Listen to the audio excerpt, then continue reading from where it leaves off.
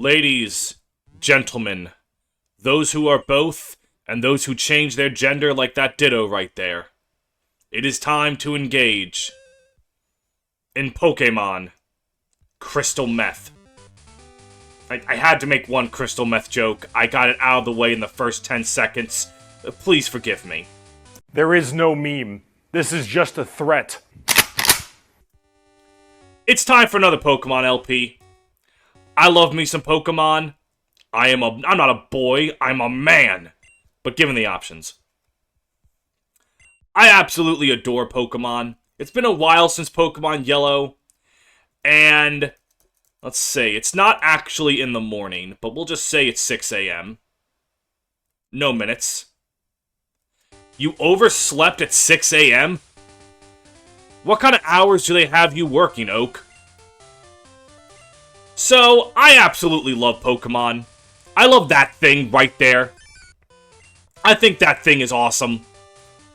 And I just wanted to do another Pokemon LP. And I did Pokemon Yellow like a year, 2 years ago. So it's time to jump into another one.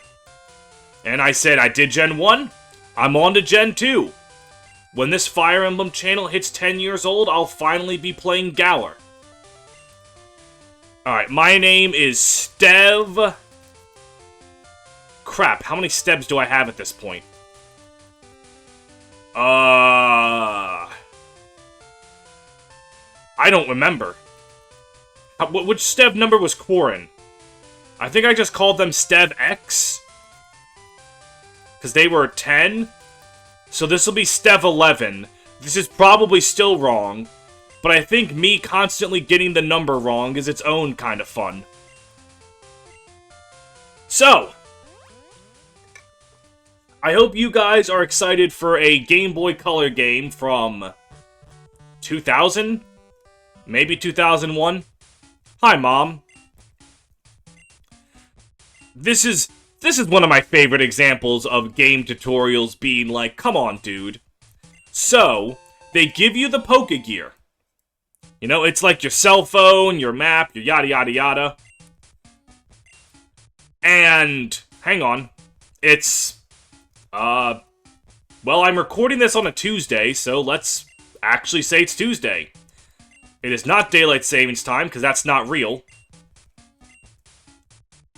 And this thing right here. Do you know how to use the phone? Yes. And then they tell you anyway.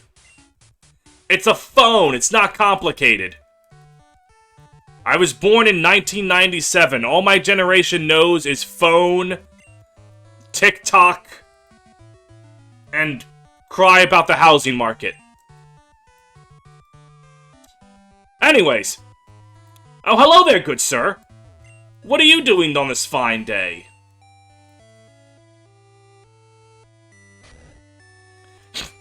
I think that's one of the few instances of the Pokemon trainer actually getting physically attacked by something. Like a person. In fact, is that the only instance in the franchise of the player character getting punched or something? Shout out to Silver. Hello there, mysterious man.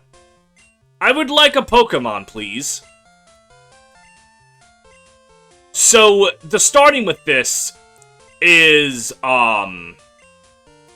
gotta go to... Yeah, he just wants you to raise a Pokemon. I was about to say you gotta go to Mr. Pokemon. But that's in a moment. Also, shout out to someone who's named Mr. Pokemon. Like someone you'd think would be astronomically important. And he's just some dude in a house of little to no note. So, as soon as Professor Elm stops talking about his papers for conferences and Mr. Pokemon, we get to pick our starter. Blah, blah, blah, blah, blah, my very first partner. Yay! What's out this window? Hey, looking good. Hey, this one's open.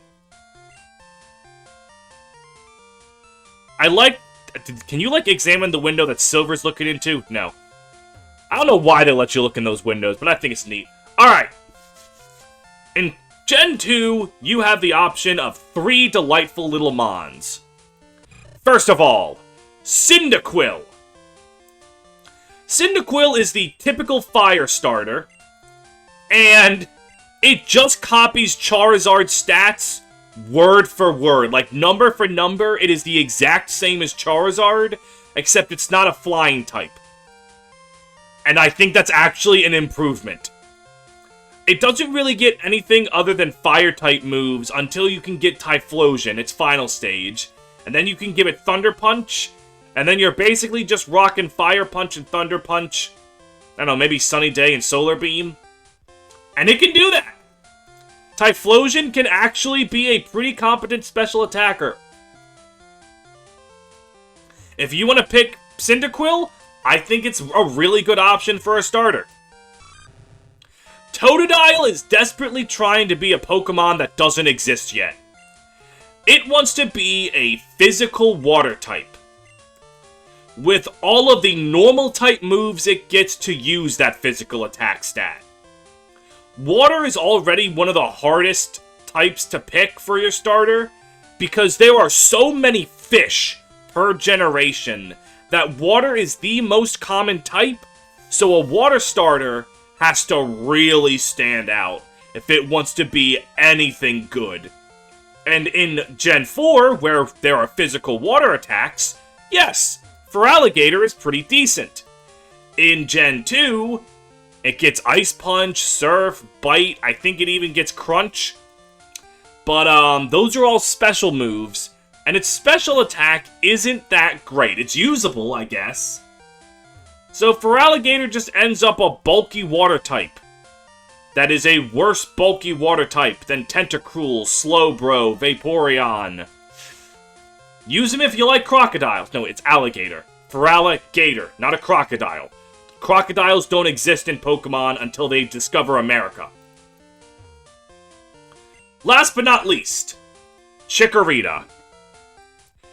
If you have been in the Pokemon community long enough for Gen 2 to, like, be very strong in your mind, because there are people that haven't started playing Pokemon until, like, Gen 6 onward, Chikorita is widely regarded as the worst starter in the entire franchise.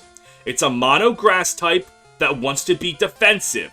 Mono grass, as a defensive type, is really bad, especially for single player, because the evil team really likes poison types and Zubats, and Chikorita doesn't do well against poison types. It also struggles against a lot of the gyms, because it's bad against the flying gym, bad against the bug gym, bad against the ghost gym, because they're all part poison. So, the accusations are out. Chikorita is garbage. Its stats suck. Chikorita slept with my wife. Are these accusations true? Yes, Chikorita is bad, unless you really like its design, or you're one of those people that went, I'm gonna use Chikorita specifically because the internet hates it. Go on. Do it. But other than that, you shouldn't pick it. So I've given my 3 opinions of the starters. You might notice Cyndaquil was the only one I said anything really good about. So naturally, I'm not picking it. I'm gonna go pick Chikorita. Why? I've never used one. Maybe this journey will teach me that Chikorita is actually some underrated gem. I think it's just as bad as everyone says. So, let me see here. It is a grass dinosaur. So, I think what I'm gonna name it after is a well-known dinosaur. And we're gonna go after one of the most well-known dinosaurs out there. Good old Littlefoot from the land before time. And we have just enough room for that too. So, with my little plant dinosaur, it is time to start my wonderful Pokemon journey, where I'm going to go to the next route and beat the ever-living crap out of some rats. Hello there, Second Professor. Also, yeah, Professor Elm's lab is literally just Professor Elm and this guy. Professor Elm, have you considered hiring more people? Oh my god, that's what he's doing with me. I'm the child labor Professor Elm is outsourcing from India. Dear God. Anyways, it's time to just go through, and we're gonna beat the crap out of some rats, maybe some birds, and life's gonna be good. Life will be worth living. There we go. Our very first battle. The first of many to come. And it's against neither a rat nor a bird. But it is against something that literally can't fight back. Hoppip only knows Splash at this level. Fascinating. You know, I could have some kind of moral obligation against beating the shit out of a silly little guy who's just bouncing around. He's just splashing. He's not minding anyone. And I literally just tackled him to death. Serves him right. Get a better move than Splash. Perfect, a potion. I'm going down. Alright, now what is this gonna be? Am I finally gonna get to fight a rat? Nope, it's well, I know ferret's a ferret. I think this is also a ferret. It's probably some other animal that I just don't know about. I'll admit, I don't know too much about the animal kingdom. I know my basic animals. I know rats. Living in Maryland, specifically around Baltimore, teaches you a lot about rats. Baltimore is, if we weren't already known for our crabs, we would probably be known for our rats. We have a lot of them. But enough about, you know, my neighborhood's problems that will never be solved. Let's go beat the crap out of more animals. Hey, another Hoppip! And this one's just as defenseless as the last one. Ah, this is lovely. Nothing says coming together to overcome obstacles like beating the crap out of defenseless Hoppips. Littlefoot, the Hoppips of today will fuel the Geodudes of tomorrow that you will be killing. Got him. Alright. Hoppips give a lot of experience for something so weak. Give me a berry. What kind of berry? Berry-flavored berry. Woo! Welcome to Cherigov. Hello there, sir. Would you like to teach me about the world? Great! Sure, I'm an idiot child. Whoa, whoa, whoa, whoa, whoa, whoa, whoa, whoa, whoa, whoa, whoa, whoa, whoa, whoa, whoa, whoa, whoa. Thanks for the map. That guy, I now have a map. Cool. Anyways, the journey calls us to go ever forward. We have Route 30. This is a guy named Mr. Berry. Not only do I get a berry from in front of Mr. Berry's house, when I go inside and talk to Mr. Berry, I might have just made his name up. He might not actually be named Mr. Berry. Well, at least I thought this guy's name was Mr. Berry. Nope, I thought his name... I guess I just... Because Mr. Pokémon was named the way that he was, that Mr. Berry was the same way. Caterpie! Now I get to beat the crap out of caterpillars. And nothing says fun like that. Yeah, shoot your string. Am I still faster? No. Look at you using strategy. Now you can do 1 damage to me at twice the speed. Nope, it's a speed tie. Well. Oh my god, a critical is still 1 damage. Oh, Caterpie. Your existence is painful. Mostly because you're dead. Level 7. Alright. What's this item? Like an antidote? Wow. I didn't actually know that. You know what? The hell with Professor Elm. I want to journey this way.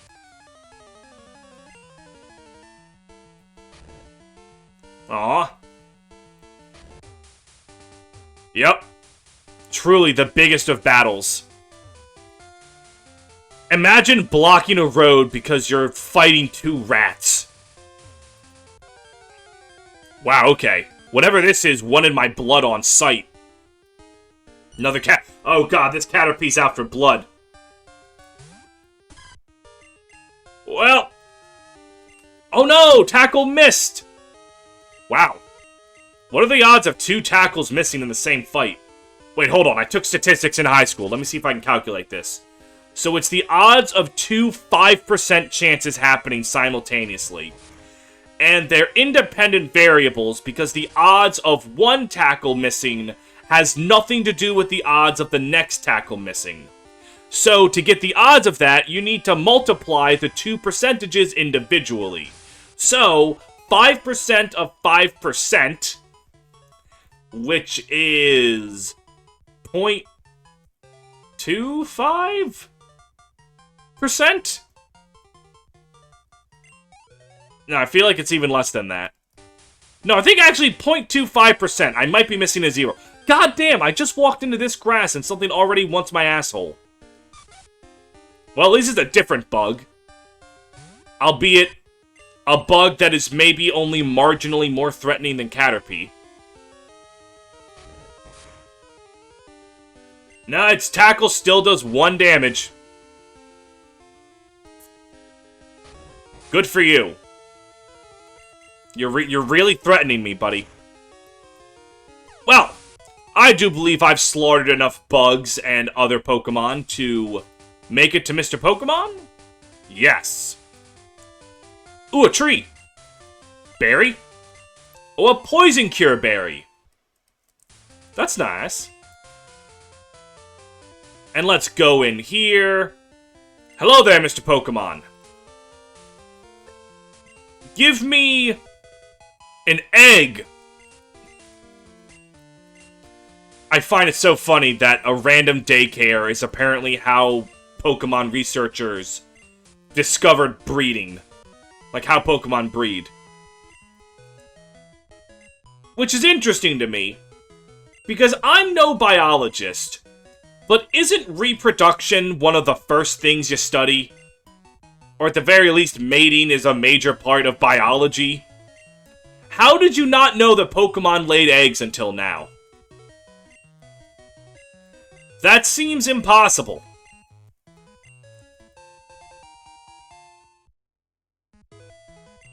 Well, regardless, we have our Pokedex.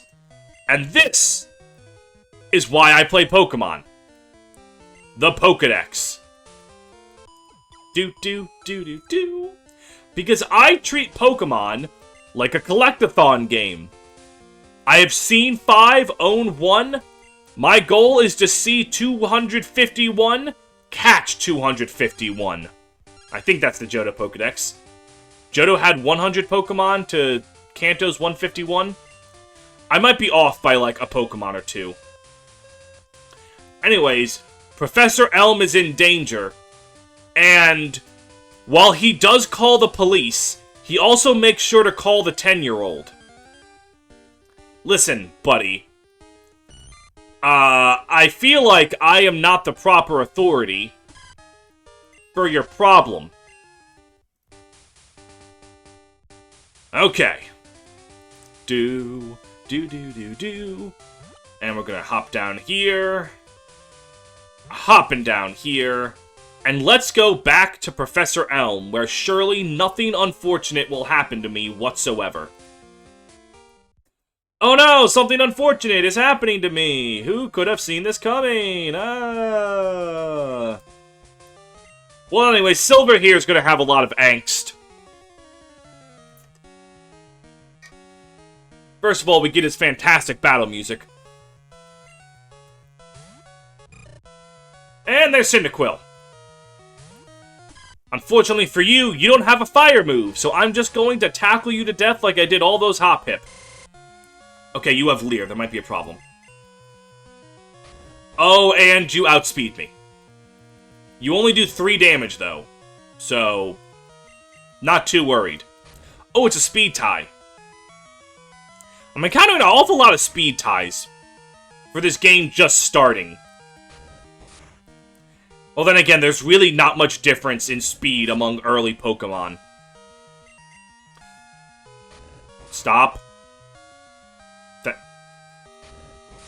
And you're dead. That's actually something I've learned about Little Cup.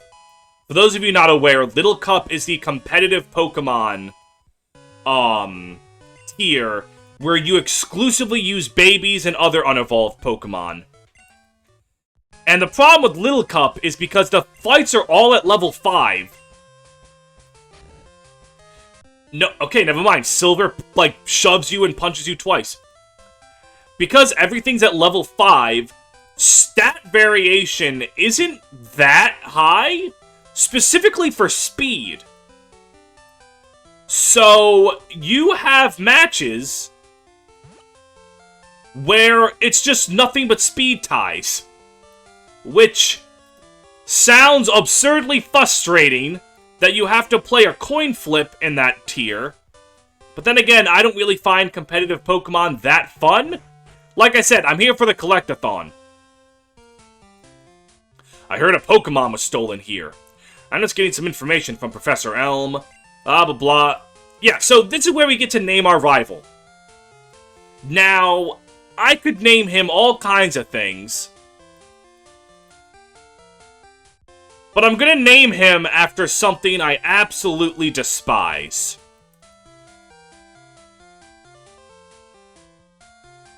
U2. They don't have letters here, or numbers here, so I can't fully name it after the band, but when I think of things I hate, it's definitely U2. Their music fucking sucks. So we are going to beat the crap out of U2. You know, they came out with a song recently, and the radio stations are like, alright, here it is, a new hit by U2, Atomic City. And I'm like, oh, well, maybe this is the song of theirs that finally doesn't suck. It sucked. It's just another crappy U2 song. Oh, and as this episode is coming to a close, I think, I actually don't have a timer on right now.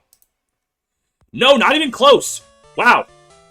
So while we're in the back half of this episode, I should say, I would like to say the reason for this LP is originally I was going to do something else. I wanted to play Crystal, but I was going to wait until, like, I don't know, January, where YouTube's just a dead zone anyway. And I ended up instead deciding to go to play Crystal because 2 of my friends, Josie and Elena, were playing it and sharing their games on Facebook, and I was like, you know what, goddamn, Pokemon is really fun. So Josie and Elena, if you're watching this, y'all some bad bitches, and I'm doing this for you ladies. Alright. No, I do not want you to save my money. Because your mother will just spend your money for you. And the money she spends for you is useful for very specifically, like, 1 moonstone. That I don't want. Also, wow! Unlike the phone tutorial, if you tell that guy to F off, he actually does. Incredible. So now we have some balls. So we can go catch Pokemon. The fun part's about to happen. Let's go, baby! I can do this first bio organically. Pidgey! Pidgey is the most bird to have ever birded in the entire series. It evolves at D... Alright, bad time to highlight Pidgey. That's not going to be the first bio that we do. Instead, the first bio that we're doing is... Sentret. Sentret is a mono-normal type that evolves really early and does absolutely nothing of note. I've used Ferret before. It's like decently fast, but that's really all it has going for it, is decent speed. And its move pool is kind of neat. It can get elemental punches, it can get Shadow Ball for some reason. And like, you can use it to get rid of psychics, I guess? But it is absolutely outclassed. When acting as a lookout, it warns others of danger by screeching and hitting the ground with its tail. So, it's not that great. The only reason you'd use Sentret is if you think ferrets are cute animals. Which, to be fair, they definitely are. Like I said, I've used a ferret, and it got the job done. But it could have gotten the job done a lot better if it was like a Miltank or a Tauros. So, for nicknames here, I don't know any famous ferrets, so I'm gonna name it after a squirrel. Because, I don't know, squirrels and ferrets are kind of adjacent. And I'm gonna nickname it Foamy, after Foamy the Squirrel, early internet icon. I wonder if Foamy the Squirrel is still around making videos. Our second bio, Pidgey, is the first bio. As I was saying, Pidgey is the most bird to ever bird. It gets Gust, which is a flying attack early enough. Also, fun fact, I know that there was like a Twitter post a while ago, like, what the hell? Gardevoir used to be a mono-psychic type? And everyone was like, man, I feel old. If you want to feel old, remember the days when Gust was a normal type move? Pidgey can deal with early grass types and bugs fine enough. Pidgeotto comes at a good time. Pidgeot comes at a good time. The problem is it doesn't do anything other than bird things. Its strongest flying type move is Wing Attack. And then the only kinda neat thing it can do is maybe Mirror Move and Agility, which it doesn't need because it's pretty fast. And Mirror Move comes at like level 60. It rapidly flaps its wings in the grass, stirring up a dust cloud that drives insect prey out into the open. So, I wouldn't really recommend Pidgey, because there's also just straight up a better bird you can get right now. So now I need to name it after a bird. What's the first bird I can think of? Big Bird. Pidgeot is not exactly the biggest bird, but hey man, I love the Muppets. So I'm gonna nickname it after Big Bird. So, there are 2 more Pokemon I can catch on this route. Let's see them. That is not one of them. If it takes too long, I will do a jump cut, but there's only 4 Pokemon on this route, and I've already seen one of them. In fact, I beat the crap out of one of them repeatedly. It's not Pidgey. Come on. It's not Sentret. It's not Sentret. Come on. It's not Pidgey. How hard is it to find the Hoppips that I've been beating the crap out of this whole time? Rattata's one of them. Fine. Alright. From a gameplay perspective, Rattata does exactly what Sentret wants to do. It's fast, it evolves early, and it actually gets Hyper Fang. Very, like, early for a move of that power. Hyper Fang makes Rattata incredibly usable. It'll do good damage. If you like rats, use it. Unfortunately, you cannot do Special Raticate as easily. In Gen 1, you could give it the Bubble Beam, Ice Beam, and Thunderbolt TMs, and it's really funny. I have used a Special Raticate to the end in Pokemon Yellow. This Pokemon's impressive vitality allows it to live anywhere. It also multiplies very quickly. So it evolves at level 20, super early, super useful. Its endgame stats are outclassed a lot, but, if you are a fan of temporary team members, use Raticate, and then when you get to the likes of Miltank, Tauros, or Stantler, ditch it for a bigger normal type, or maybe for just some other physical attacker, like Machamp or something. But Rattata can definitely be useful, just doesn't have the greatest longevity. Let me think here. Rat. What's a famous rat? We are the rats who break all the rules. But I named my Pikachu after Germa last time. What's a rat other than Germa? Oh! I know. Splinter! From Teenage Mutant Ninja Turtles. That is a very famous rat, and a very cool rat. Alright, time for Hoppip. You're not Hoppip. You're not Hoppip. Imagine when I get to, like, the 1% encounters. I'm probably definitely going to do a jump cut for those. But, you know, this is the first episode. We're having fun.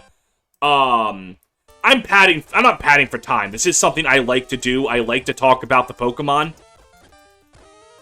Come on. Hoppip. Hoppip. Hoppip. You showed up so often before. I know you're around here somewhere, you gosh dimmity darn thingy. You know what? Maybe this is fun for you guys. Maybe watching me struggle, trying to find a new There it is! Alright. Cool. Hit it with Tackle. Alright. Almost made me shit myself. Hoppip is bad. Hoppip is really bad. Grass Flying is not a very good typing. Leaves it with a lot of weaknesses it rather wouldn't have. Immunity to Ground is nice, I guess. The problem is Hoppip does not get any offensive moves worth a damn. In fact, I do not think it gets a single offensive flying move. Hoppip, Cottonweed. It can be carried away on even the gentlest of breeze. It may even float all the way to the next town. Alright, so let me think. A nickname for Hoppip. It's a cottonweed? So it's a weed. Weed. Oh, I know! If it's a weed, I'm gonna nickname it Rumor Weed. Off of the Larry Boy special of, VeggieTales. So yeah, Hoppip is not very good. What it wants to do is be a fast Pokemon that sets up the likes of, the powders. Poison Powder, Stun Spore, blah, blah, blah, blah. Problem is, while it is pretty decent at doing that, that's not something that's particularly helpful. Jumpluff, its final stage, does come really early. It's like level 27 or something. And it's pretty early evolution, and its stats are geared towards speed and defense while having garbage offenses.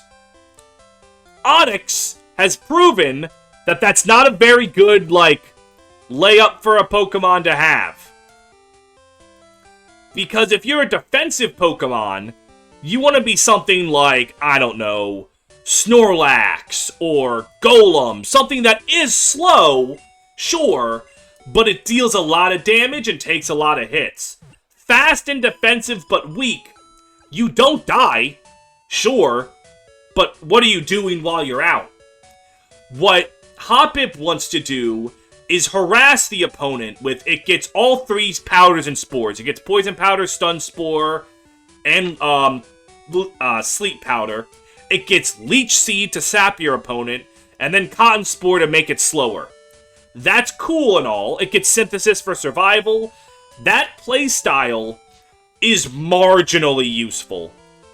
Like, it really... You're not gonna win very many games doing that. Where are the Pokeballs? I want 10 of them. So, Hoppip just doesn't have enough to do anything. It gets... Its most powerful move is Mega Drain at level 40-something. It's just not very good. It's one of those examples that, like, you can have something be good at what it does, but what it does has to be worth doing? So, this is a little longer than I want to make episodes, but I want to end on getting a new team member. Route 46 has one of our new team members. And we have to hope that it shows up. Oh, hey, Geodude. I would like to inform you that this is our new team member. Geodude is absolutely goddamn insane in Gen 2. I mean, absolutely ridiculous. Its defensive typing is already pretty good, because this isn't competitive where you need to worry about, like, water moves or grass moves on Pokemon that don't normally have them. Its resistances to flying, normal, bug, poison make it really good for all of the reasons Chikorita is really bad. Its resistances are against Pokemon you are constantly seeing. Combine that with the fact that... I can get another tackle in. Combine that with the fact that it gets a really good move pool in Gen 2. It gets Rock Throw, Magnitude, Earthquake. It can even blow itself up for self-destruct if you want. Geodude is at its strongest, and it's really good against so many gyms. The first gym, it destroys. That Pokeball, it destroys. The second gym, it destroys. Whitney's Miltank, considered one of the spooky, scariest Pokemon ever, it don't give a damn, it's rock! Morty's Ghosts, Gengar hasn't invented levitation yet, it can just magnitude through them. Chuck? Okay, it struggles against Chuck, but at that point, who cares? Jasmine? Good. Geodude is just phenomenal. The fact that it can't evolve into Golem without a friend is kind of an issue, but Graveler can more than do the work. Proud of their sturdy bodies, they bash against each other in a contest to prove whose is harder. Oh, bashing your hard parts together. Oh, it's just like me and my friends. I'm gonna nickname this thing Sting. Sting... Oh wait, have I forgotten to... I think I accidentally all-caps the others. Sting is the lead singer of The Police, who is... They're a rock band. They're one of my favorite rock bands. I love The Police. The band, I love the band. So with Sting now in our party, we can catch the other thing that's here. Spearow. Spearow is just a better bird than Pidgey. First of all, it starts with that. Instantly makes it way more useful. On the account that it has that move really early and can just immediately start crushing the bugs and grass types we see. It fully evolves earlier than Pidgey, fully evolving at level 20 instead of the 36, and it is frailer than Pidgey, but first of all, the birds aren't going to be used for their bulk. That's not what birds are for. They want to be fast and strong, and Fearow is fast and strong. It gets a natural Drill Peck, which instantly puts it as a better move than anything Pidgeot learns. And it even gets Pursuit. Pursuit is pretty useless on it, but it does get Pursuit. So, with earlier evolution, better move pools, Spearow and Fearow are a really good bird. To protect its territory, it flies around ceaselessly, making high-pitched cries. So if you want to use a bird, I recommend Fearow. I've used Fearow in quite a few Pokemon adventures, and I like it every time. Alright, what's a bird I'm thinking of? I thought of Big Bird again, god damn it. Really popular bird. Oh, I know. The bird I think of is Valor. It is the name of the bird of Quinn from League of... Wait, why am I naming after the bird? I should name it after the champion. Quinn is a champion in League of Legends, which I know. League of Legends? Yes, I am cringe and I am free. And Quinn's kit revolves around her bird. She sends her bird out. She does attacks with the bird. She's the bird girl. That's about it. Spearow's pretty good. Fanpy! There we go. That's the last Pokemon we're trying to capture here. Fanpy! Oh, we're doing this. Alright, fine. Fanpy suffers from move pool syndrome. Oh, it just flees frame 1, doesn't it? Does it always flee frame 1? I've never caught Fanpy here before. While I'm going on the journey, I'll talk about it. Fanpy evolves early at 25 into Donphan. Mono Ground is not a god-awful typing. It gets a natural Earthquake at like level 40-something. And it gets Rollout decently early. Well, it does like level 30, but it gets moves to use. Fanpy would be perfect if it got any non-normal move before rollout at like level 30-something. Fanpy cannot use the Dig TM, and it gets no other ground moves until 40-something. So you're just carrying around a bulky ground type that hits things with Tackle and Takedown. That's not very good. If Fanpy could just get Dig, it'd be so much better. But since it can't, I really can't recommend ever using Donphan. Because that Earthquake is just way too late. So if you flee one more time, I'm just gonna catch you off camera. No, you didn't flee. Alright, I ain't risking this. Oh no. I'll be here for a while. Finally! Caught that damn elephant! During the good God. During the deserted morning hours, it comes ashore where it definitely uses its trunk to take a shower. Oh, that's adorable. Alright, famous elephant. Elephun, the elephant. Anyone remember those commercials? Just me? That's fine. So, with all of these Pokemon now caught, I'm going to end the first episode. Thank you all very much for watching. I hope you enjoyed yourselves. And please, tell me if you enjoy watching me struggle to search for Pokemon, or if you would rather me just jump cut. I will leave that entirely to what the comments section tells me. Of course, I'm going to record a few more episodes before then, so like I won't see them for a few episodes. But, you know, things happen. Fanpy, Geodude, and Spearow took a lot of my balls. I need to buy more. I can only afford 5 more, though. That's going to be a little tricky. But come back next time. Take care.